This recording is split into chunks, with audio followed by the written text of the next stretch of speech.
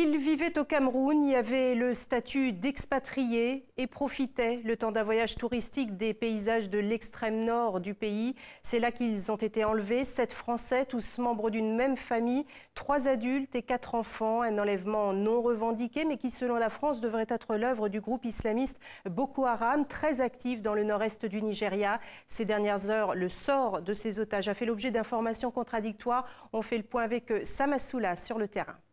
Voici la première vidéo du véhicule des otages, tel qu'il a été retrouvé à l'endroit même de leur enlèvement. Portière ouverte, un 4x4 de location maculé de boue et visiblement embourbé. La raison pour laquelle les ravisseurs l'ont abandonné pour poursuivre à mobilette avec leurs 7 otages vers le Nigeria tout proche. Ils auraient mis 4 minutes seulement pour y acheminer leurs otages.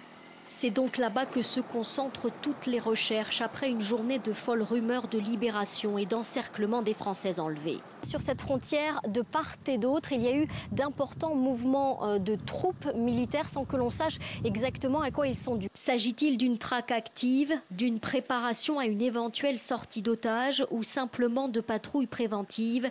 Difficile à dire. Ce qui est sûr, c'est que ces tout premiers jours de recherche sont déterminants pour le sort des otages. Christian Boulet, bonjour. Vous êtes journaliste à la rédaction de TV5 Monde et on va essayer de comprendre avec vous ce qui se passe exactement en ce moment, donc à la frontière entre le Cameroun et le Nigeria. Première question, que sait-on exactement de Boko Haram, de Ansarou et de ce lien qu'ils ont avec Al-Qaïda? Alors on va peut-être commencer par Boko Haram, qui est une secte terroriste qui a été créé en fait au début des années 2000 et son fondateur Mohamed Youssouf avait comme objectif la création d'un État islamique, d'un émirat islamique dans le nord du Nigeria. Et en 2009, malheureusement, Mohamed Youssouf a été tué et c'est le début de la radicalisation qu'on connaît aujourd'hui de ce mouvement qui a fait entre 2009 et 2011 près de 1500 morts dus à Boko Haram. Alors, depuis la dissidence créée par le mouvement Ansarou, qui est en fait en désaccord avec les responsables de Boko Haram sur un seul point, à savoir l'attaque vis-à-vis des Nigérians musulmans, a créé un mouvement en 2012 qui, lui, a exactement le même objectif, mais pas tout à fait les mêmes méthodes. Ils ont décidé de se spécialiser dans l'enlèvement des Occidentaux et en 2012, ils ont notamment enlevé un Français, un ingénieur français dans le nord du Nigeria et plus récemment, ils seraient à la source de l'enlèvement de 7 employés d'une entreprise libanaise installée dans le nord du Nigeria. Et alors le lien avec Al-Qaïda? Alors, à partir en fait des années 2000, le mouvement Boko Haram, compte tenu de ses objectifs, à nouer des liens d'abord avec les Chebabs somaliens, ensuite avec Al-Qaïda au Maghreb islamique.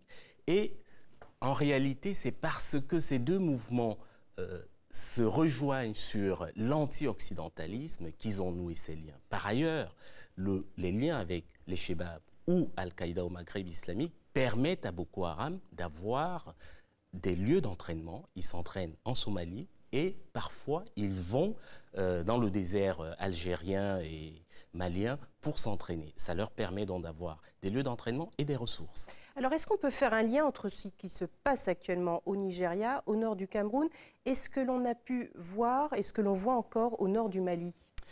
Il y a une forme de retour de balancier de l'histoire dans ce qui se passe actuellement. Le califat de Sokoto, au XIXe siècle, a dans la mémoire des Nigérians quelque chose comme un impact important. C'est une représentation de ce que fut la fierté des musulmans du nord du Nigeria. Et depuis, il y a comme une idéalisation de cet État souverain qui avait été banni par le colonisateur britannique. Et ce qu'il faut dire, c'est que ce nord du Nigeria a été islamisé par des savants maliens notamment. Pas seulement, mais il y avait des savants maliens, des gens qui venaient du Maghreb et des gens qui venaient du Moyen-Orient. Donc aujourd'hui, il est un peu curieux que ces radicaux du mouvement Boko Haram se retrouvent dans le mouvement Moujao, qui est présent dans le nord du Mali et qui combat actuellement notamment à Gao. Alors c'est la première fois que sont enlevés des Occidentaux au Cameroun. Comment le pouvoir camerounais peut-il et doit-il réagir face à une telle situation de crise? Le gouvernement camerounais a longtemps nié la présence de Boko Haram au Cameroun. En fait, Boko Haram se sert du Cameroun, du Tchad qui est au nord et du Niger comme d'une base arrière.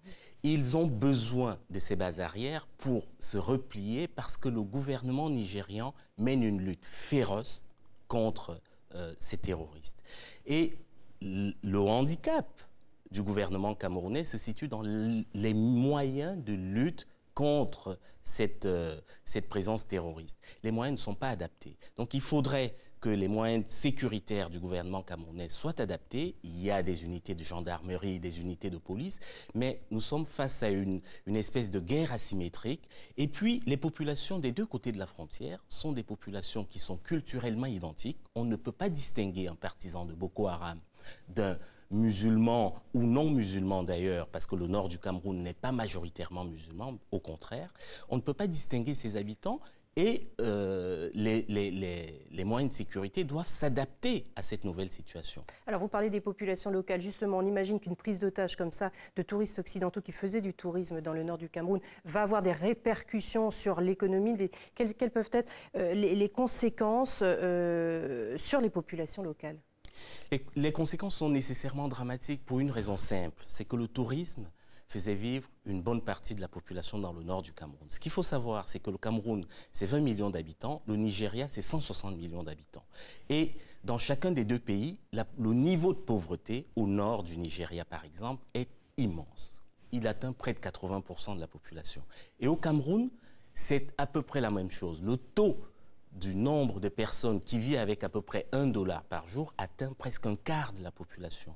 Donc, compte tenu de cette situation, les sources de revenus touristiques sont importantes dans une région du Nord qui est assez sinistrée du point de vue de l'emploi.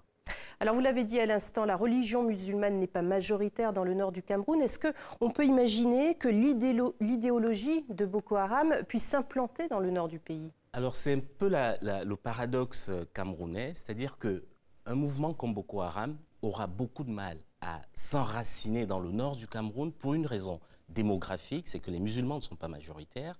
Deuxièmement, l'islam dans cette région ne forme pas un bloc monolithique. Ils ne sont pas nécessairement d'accord entre eux. Pour une raison historique, c'est qu'en 1960, le Cameroun a hérité d'un président qui était musulman et peul, et certains qui ne sont pas peuls ont tendance à considérer que les Peuls ont été favorisés et donc entre eux, les musulmans, ils ne sont pas nécessairement d'accord. Donc, quand on prend ces deux facteurs, la démographie qui n'est pas à l'avantage des musulmans, parce que dans cette région, il y a beaucoup d'animistes et des chrétiens, et le fait que les musulmans ne forment pas un bloc monolithique, on comprend pourquoi, à l'heure actuelle, le radicalisme, le salafisme ne prend pas tout à fait, mais il y a des risques. Il y a des risques. Merci Christian Eboulé pour cette analyse.